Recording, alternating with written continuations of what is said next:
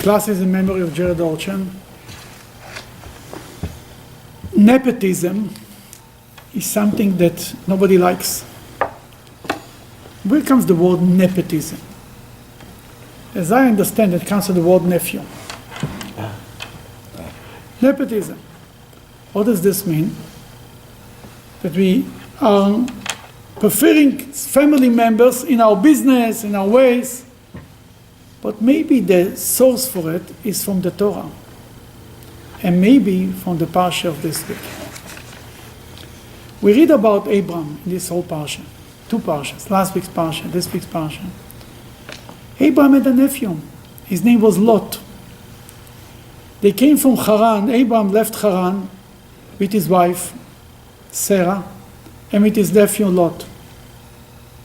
They arrived to Israel. It was a famine in Israel. They went to Egypt. Abraham said to the king, "This is my sister and his wife." She was taken to the king. God punished them. He gave her back. They came back. They came back to Israel, very rich men, because Pharaoh gave them a lot of payment, if you want, for taking his. First of all, he taught his sister that he rewarded them for it, and then when he discovered that it was his wife, he gave him even more money. Then Lot, because of being around Abraham, became rich too. A short time later, the shepherds of Lot and the shepherds of Abraham had a dispute. They were fighting. The fight was over that the shepherds of Lot were not righteous people, they were not honest. Abraham turned to Lot and he said, "You know, it's not right. We are brothers," he said. "Why should we fight? You go one side, I'll go to the other side. If you go to the right, I'll go to the left. And you go to the left, I'll go to the right. And that's will be friends from far."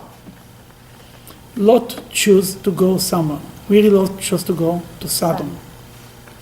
Sodom and Gomorrah was then, the Torah says, right there the Torah says, they were very wicked people, before anything. And Lot chose to go to this place.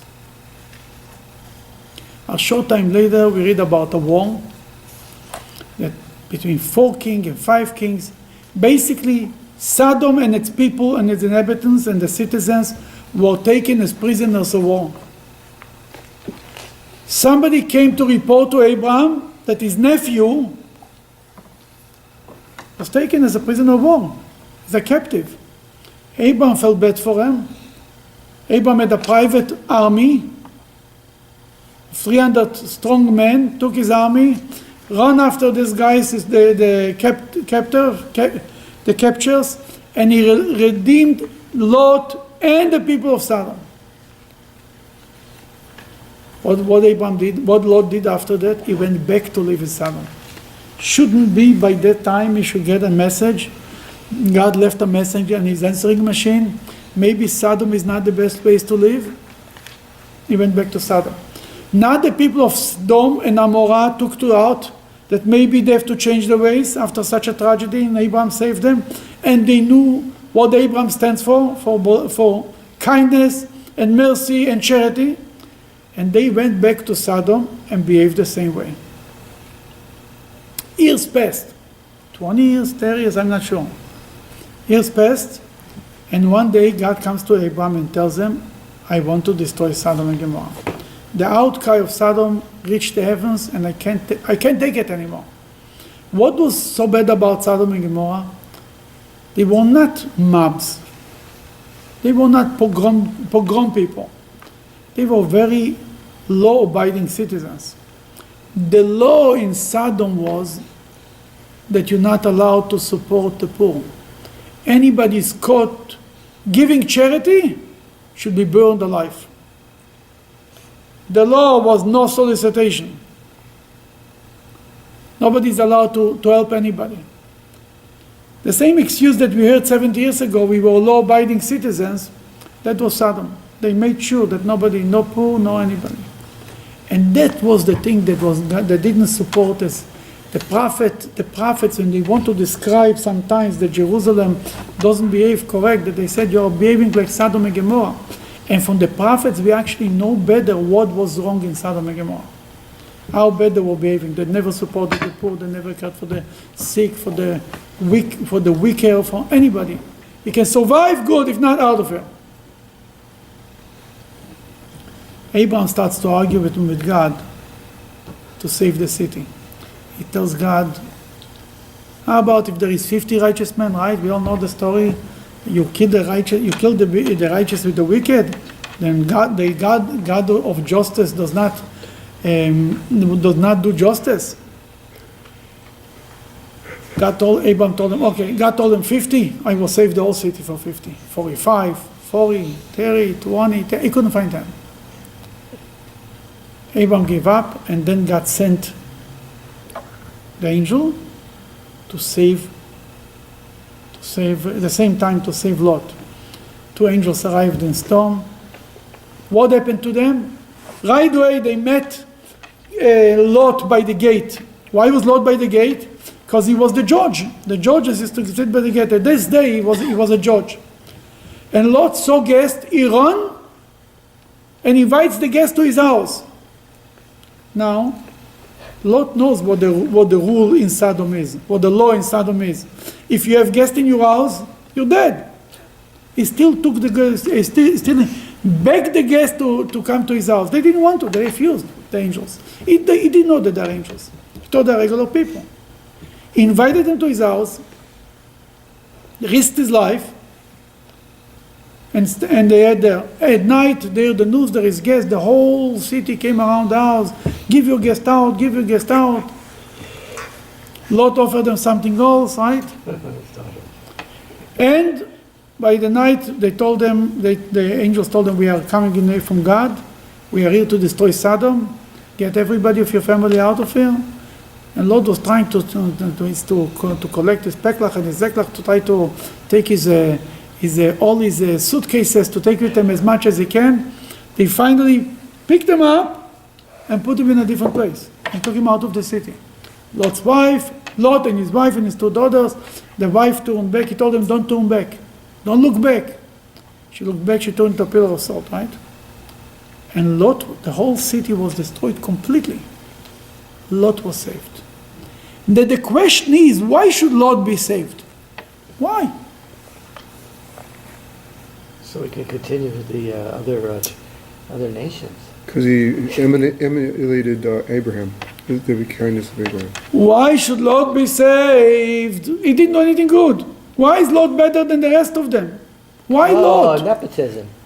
I was going to say in the merit of Abraham. The Rashi says it was in the merit of Abraham. What does this mean? There is 2 Rashis about it. One Rashi said it was in the merit of Abraham. The other Rashi said something different. Then when Lot was going, Lot did something good. When Abraham went to Egypt and he said, this is my wife, my sister, Lot did not give out the secret. That on the merit that he did, he was there. He kept the secret and didn't give it out. For this merit he was saved. The Rabbi points out another thing about Lot, that he was ready to take the guest in the house, risked his life. Now, what does this mean? Because of Abraham, Lot should be, it's not fair. Because I don't have an uncle like Abraham, I shouldn't be saved. And he, Lot, is the uncle of Abraham like Abraham, he should be saved. I mean, it's a little bit not fair. What's going on here? What lays behind this that he has an uncle like Abraham? Nepotism. What lays behind it is that you're a nephew of Abraham, you're a little better. That's the bottom line. There's something in your genes are different. Yeah, you're around Abraham. He learned how to have guests, right? Lot was better than the rest of the people of Sodom. He was ready to risk his life to have guests. It's true that his priorities were wrong and everything was wrong. We don't say that he was a righteous man. But something of Abraham affected him. Is better than the rest of the people of Sodom. Because he's Abraham's nephew. That means when we say, when what the Torah says we save them because of Abraham, it doesn't just mean because I have a connection with Abraham, I survive on his account. Because I'm a nephew of Abraham, I'm a little better. Abraham affected me in a certain way. That a scratch that was made in my soul that can never go away. That's why in Judaism, genealogy is so important. In the world of shidduchim, of marriage, If you say that you are the great-grandchild of a very famous rabbi, there's a different, your stocks are higher. Or just because because he's a famous name, who is he? If he's a grandchild of a famous rabbi, something in the genes is a little better. You don't see it on a regular day. But when push will come to shove, it will be this person will be able to, everybody know, but there is good chances that something good will come out in them, that will shine out in them, that is not there, that by the other people it's not there in the DNA, it's not even there. Because he had a great rabbi, a great comforter, a righteous man, doesn't have to be a rabbi, a righteous man, who sacrificed his life for, who had ideals and believed in things, some of that will be affected in it. That nepotism is not just because he's the nephew, therefore he gets it, it's not fair. First of all, on a regular level, because he's the nephew, he will care more for the business than anybody else. That's number one. It's a fact. It's a family member, he will care a little more. He will care. Somebody else will care less. What I mean to say is, it's not, you cannot look at it just, it's a terrible thing. The Torah shows how Lot was saved because of Abraham. Then it looks nepotism, but really it lays there something deeper. There is something about this nephew who will care about his uncle, or this grandchild, or this great-grandchild, or the son who gets into the business. After all, he will care more about the business than a stranger. Then, for sure, people who don't have good uncles are upset. I understand. I can feel them. I can feel the pain. But there is something to it, and this we learn from this Parshat. That's what that in Judaism, we believe that generations upon generations of Jewish people who sacrifice their life for Judaism doesn't go for nothing, doesn't go astray. It's there in our DNA. And one day or another, it comes out. That's why the Jewish people are so involved in charity beyond any numbers in the regular society, because we get it from Abraham. And Abraham, and over the generations, so many generations of people who are educated and live the life of to be more merciful, to be more charitable. Not everybody passes every test of being charitable and being nice, but as a collective, there is much more of it, that we have it in our DNA, that the Jew doesn't have to be educated to be more, to be kinder, to be nicer, to be charitable. It's who he is.